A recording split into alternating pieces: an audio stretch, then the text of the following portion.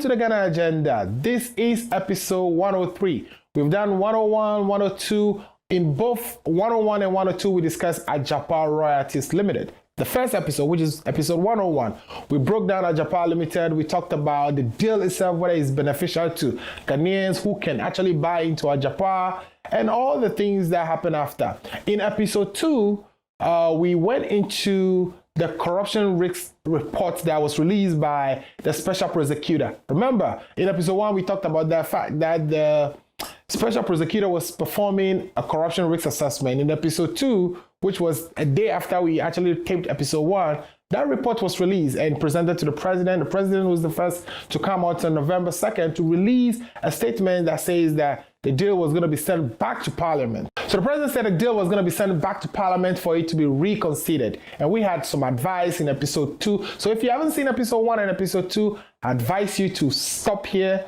go watch episode 1 and episode 2, and come back to episode 3, because we are going to get into the fallout between the presidency and the office of special prosecutors. Stick around, tell a friend to tell a friend. This is the Ghana Agenda, episode 103. Meet me on the other side and let's get into the topics for discussion.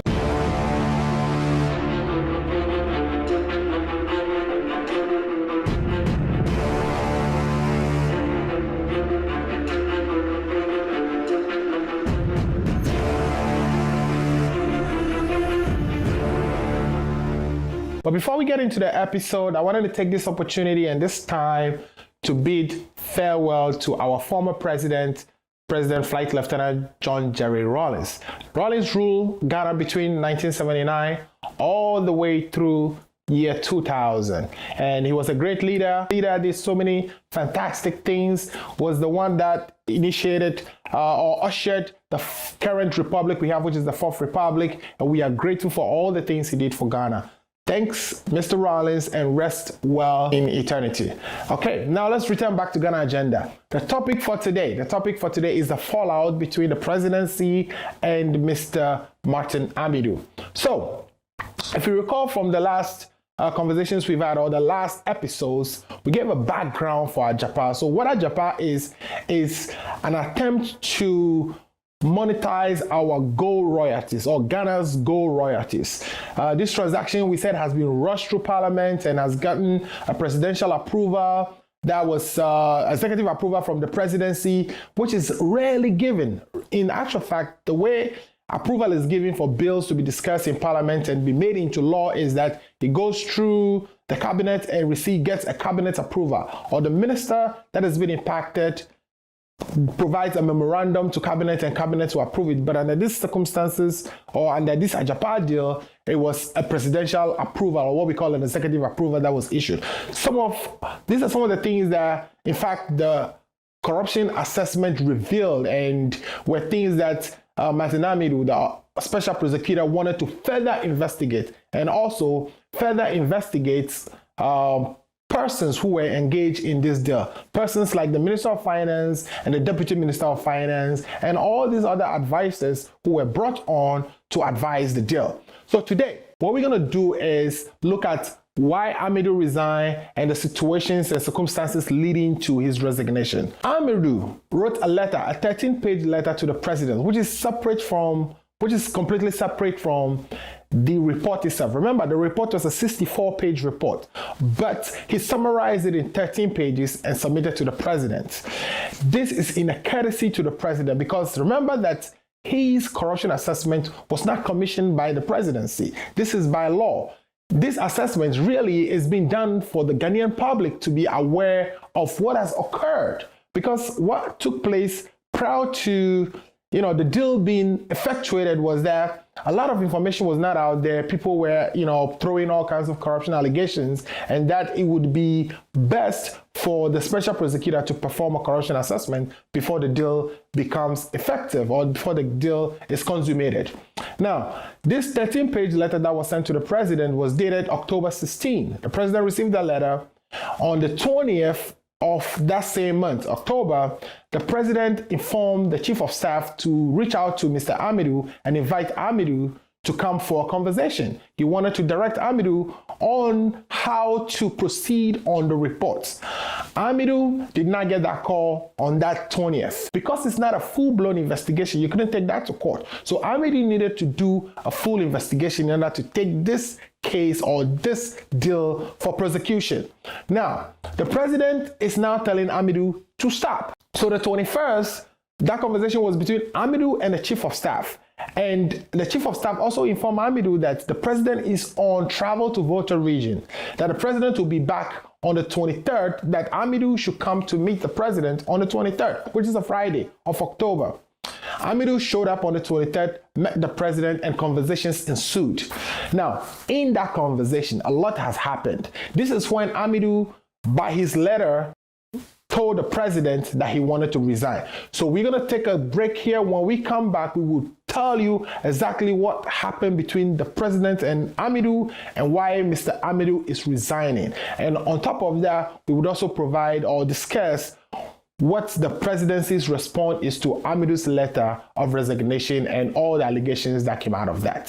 Stay tuned. This is the Ghana Agenda. You are watching episode 103. If you haven't already done so, please go back and catch episode 102 and 101. They are all about Ajapa. Of course, we wanted to move away from this topic, but this topic keeps growing and it's taking a life of its own. So we are staying on it until we get to the bottom of it. This is your favorite politician's favorite show. My name is President and Amidu. We'll be right back.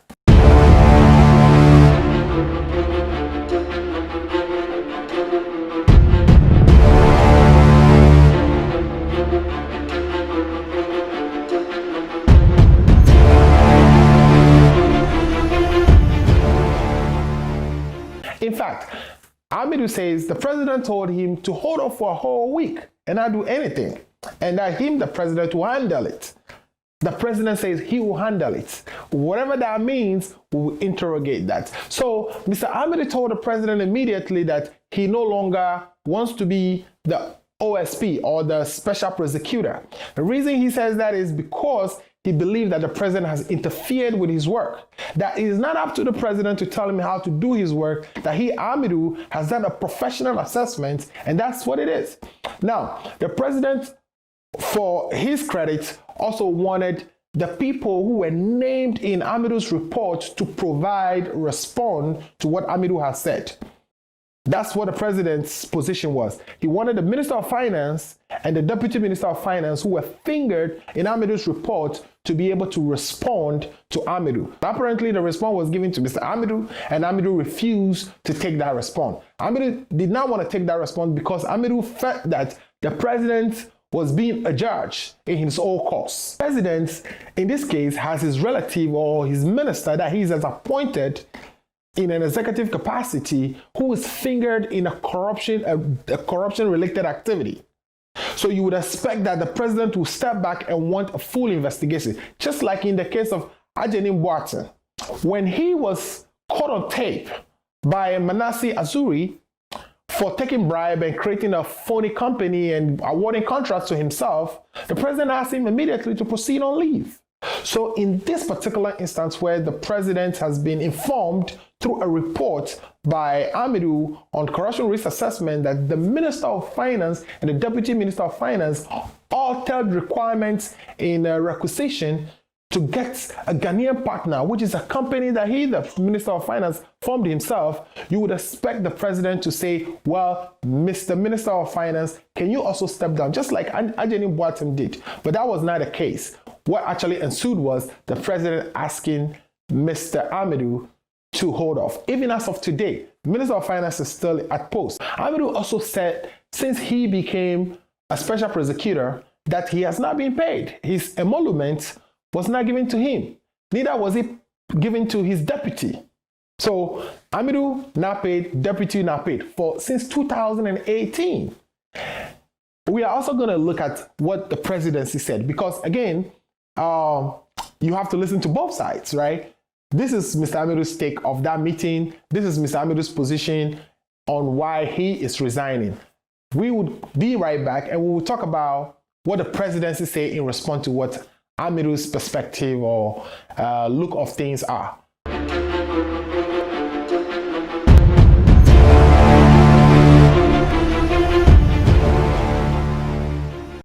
Welcome back to the Ghana Agenda again, episode 103.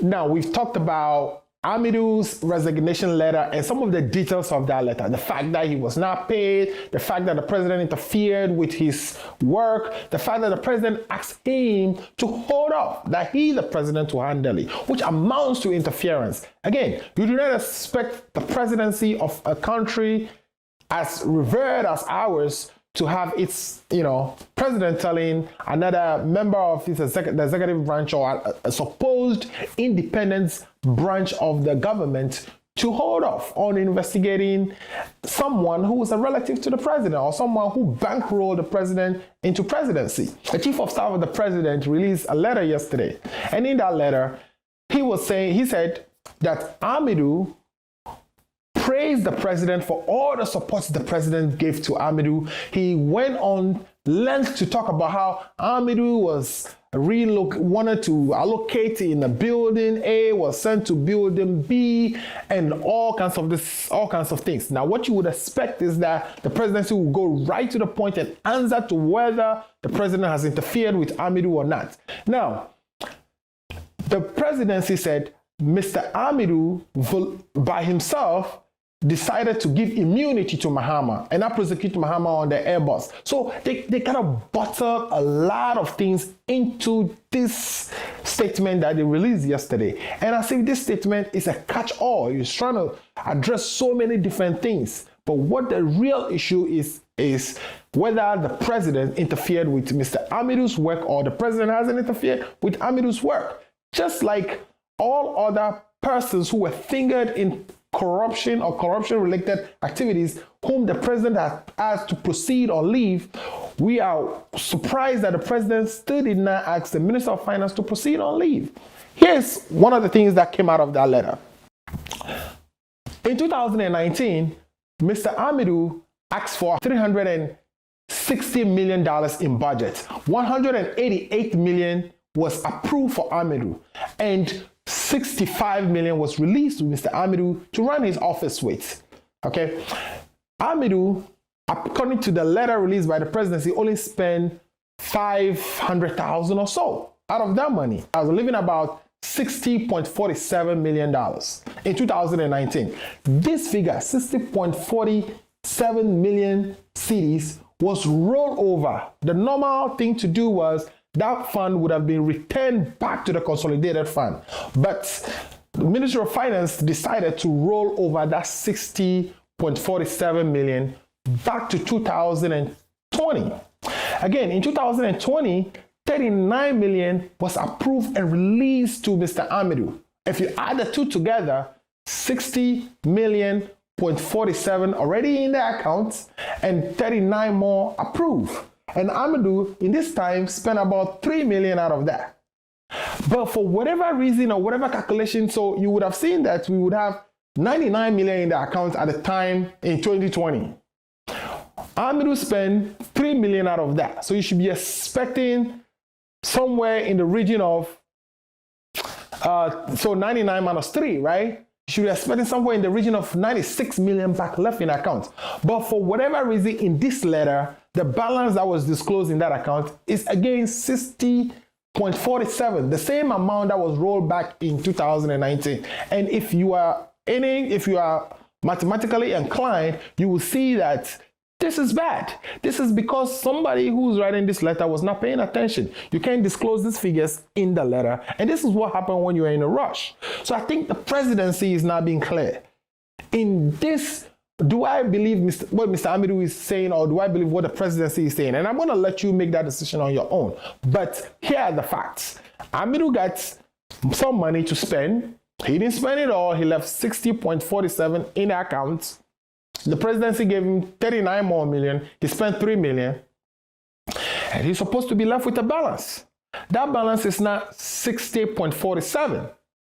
But that's what the president put, the presidency or the chief of staff of the president put in the letter, as you see on our screen. So again, this whole issue of the president trying to sweep this one under the carpet is for you to actually guess yourself. But as far as I'm concerned, it does sound like all the things listed in the president's or the chief of staff's letter, if Amidu, in fact, went through all those buildings and stood in and stepped to take a building, if Amidu was released, if all these funds were released to Amidu and Amidu didn't use all these funds, Amidu must be crazy.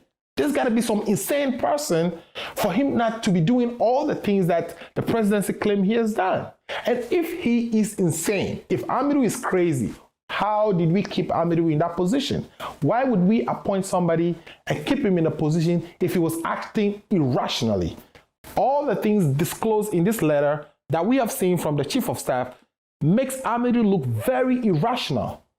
And so I can tell you this, if somebody is giving you an explanation and they paint another person or a person whom they are having a problem with or conflict with as irrational, it tells you something about the person who's giving you that information. Either they are lying themselves or they are hiding something. I'm not saying the presidency is hiding anything. I'm asking for more information. What information am I asking for? What I'm asking for is, can they show us any evidence of how much was released to Mr. Amidu? Can they show us that, in fact, Amidu only spent the amount they claim in their letter? Because if they said so, then the calculation in their letter is not adding up. And that's the one question we have for the presidency in this episode. Again, if you haven't caught episode 2 or 1, please go back and catch them. And this, as we said, is your favorite politician's favorite show. Thanks for watching. We'll be back next week and provide more information as they come around.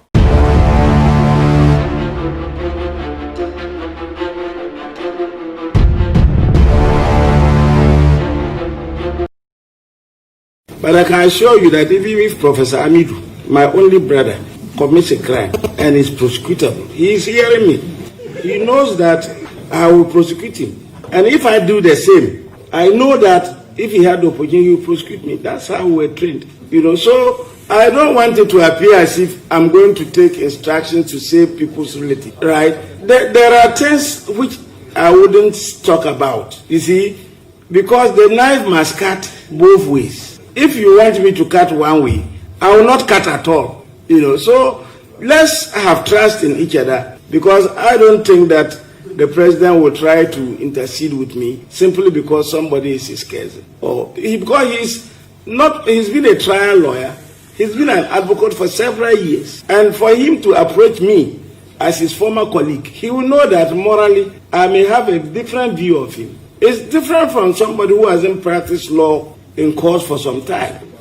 I doubt whether it will happen. But should it happen, we shall cross the river when we get there. All right. So a lot of people say, why did Mr. Amidu resign? Isn't he scared for his life? Or could he be scared for his life? Or is he being threatened? Or what is happening to Mr. Amidu? Now, I don't know exactly what is happening to Mr. Amidu, but I can tell you this. If chances had it, Mr. Amidu probably would have been the president of Ghana, because if you remember, Mr. Amidu was on the ticket of NDC with John Atta Mills 2 times.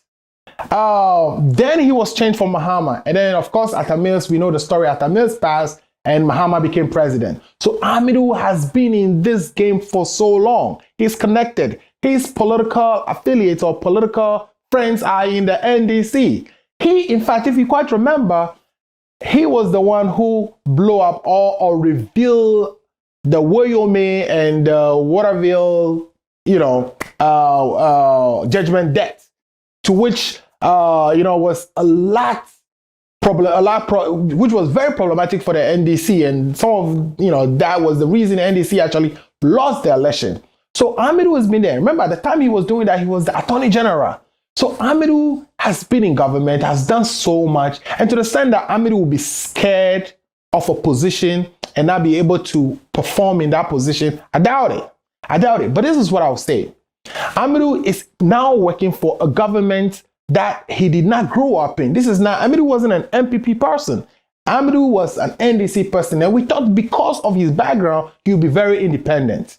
That independence, which we are asking for, which the law requires, is not just independent in writing. This is independent that is actually supposed to be practiced. In other words, president, minister of finance, nobody in government or even outside of government should have any say on what Amidu does when he's prosecuting or investigating cases that have to do with corruption or corruption related activities. So I don't know. Is Amidu scared? Is Amidu not scared? This is a really good question. There are rumors out there that, Amidu was confining in Rawlings and that Rawlings was intervening between Amidu and the president, and the fact that Rawlings is no more actually caused Amidu to resign. But these are all just rumors. I think we'll shortly hear from Amidu himself, and perhaps he can give us some more clarity on whether maybe he's been scared out or somebody threatened him, because so many different things happen. We know journalists were killed in this country. We know so many things happen to people who dissent or people who disagree with the government. So I do not know whether it is because he's afraid, but if you ask me to give you my own answer, I would say Amidu is not afraid. Amidu is not one of those people who will run from a fight. I think he takes fights on, but where it is time for you to resign or where you think you are not agreeing with somebody, it's only fair that you move on. It's just that the timing is very bad too, especially because December 7th will be going for election, and revealing something or having this kind of conflict with the president can be very costly to the president's party. And that may not place well with some party members. And that could also create an atmosphere that may not favor Amidu as far as his own security is concerned. So there's so much in there. And what I'm not sure of is if there are any threats made to Amidu. And if there's a threat or somebody threatening Amidu's life, then of course on this show, we would very much stand against that. We don't think anybody's work should cost their security or their lives. Okay, so another question is, do I think there is a miscommunication between Amidu and the president? And yes, I think there's a miscommunication here, because somebody is thinking that, for instance, the president is thinking that he has authorized Amidu to do a risk assessment, which is not the case. The reason I'm saying that is, if the president had asked or commissioned Amidu to perform an investigation or a risk assessment, then Amidu will owe the president a report. But in this case, Amidu went in and did this on his own based on the LI. Based on the LI or the legislation that he works with.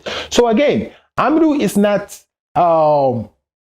it's fair to say that there is a miscommunication, because perhaps the presidency was thinking that Amidu should have, submitted a report and the president will issue a white paper, or perhaps bury the reports. This is which is done, frequently in our government. So yes, definitely there is a miscommunication. I do not think, because somewhere in Amidu's letter, he mentioned that the president labored all these years in thinking that he, Amidu, will operate in this office as his partner.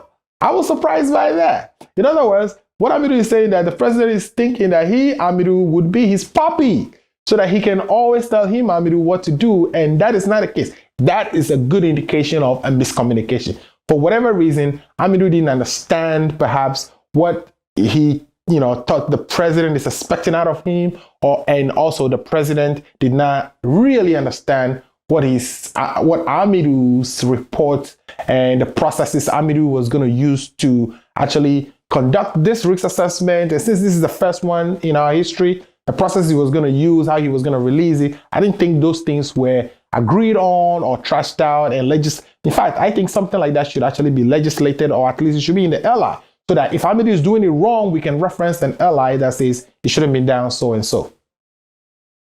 What is the way forward, right? We've had all this revelation, all this conflicts between the presidency and the office of the special prosecutor. So what is the go forward for this deal?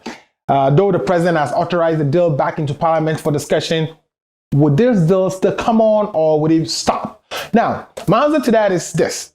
I think this deal is dead for now. Maybe it will be revived again. And also in episode 2, we talked about the fact that the law itself, which is the Act 102, which is the MIF Act, the Mineral Income Investment Fund Act, that act should be looked at. And so that a determination is made to see whether the act is properly designed to monetize royalties or gold royalties. So as far as the deal is concerned, I don't think it's going to proceed, at least for now, especially because we are so close to election. And it may be that the NDC comes into power, or it may be that MPP wins again. And in that case, if MPP were to win again, maybe this might come back again and there will be further discussions and interrogations and perhaps further risk assessments to determine whether, in fact, doing so or monetizing our gold royalties will be the best thing for us to do with our gold royalties. But as we speak, because of the nature of what happened, because of the characterizations of things that people did, because of the deal transaction advisors who were engaged and the manner in which they were engaged, because of the presidency's own actions or the president's own action in fast tracking the approval process and trying to rush it through parliament, because of the president's own assertion to the law on which the deal is based after the discussion in parliament, all that together, if you consider all that together, I think that this deal is not moving anywhere anytime soon.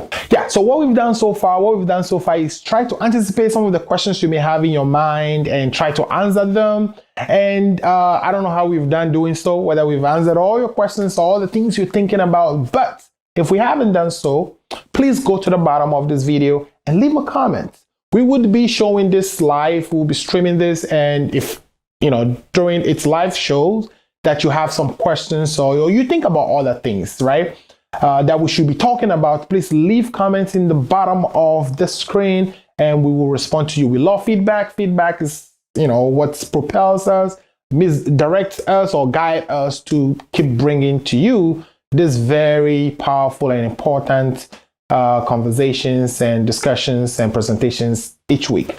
We would be back next week, but before we even close this, before we wrap this up, I wanted to say that what should the next step be? As part of my next step discussions, that of course we want those investigations to happen, because it doesn't sound like we know all the things that happen. People are not providing information. Remember in episode 1, we said that this deal has been done in a lot of secrecy, that we want information, regardless of which government is in power, whether it's MPP or NDC, that when deals as important as these are engaged in by our government, that, the simple thing we are asking is that the government provide us with some information so that we, the ordinary citizens, will participate or will not be spectators, but we would also engage in the conversation that moves this country forward. Again, this is the Ghana Agenda. My name is Alfred Amuzu, and you are watching episode 103. If you haven't done so already, please go back and watch the previous episodes. And like I said, leave comments, feedback. We will love it. We'll read it online, live, and we will reach back to you. We would even incorporate your feedback into our program. We are trying to move away from that Japan unless something, substantial happens. Otherwise, we will be discussing other topics like the economy itself, where we are heading, the wrong direction, right direction. We'll be talking about a country as blessed as ours, Ghana. Why is it that our economy is still struggling? It's been struggling for so long. What is the problem? Why can't we fix it? So stay tuned. We'll be back next week. Tell a friend to tell a friend. Alfred Amuzu is on the Ghana Agenda, and this is episode 103. Thanks for watching.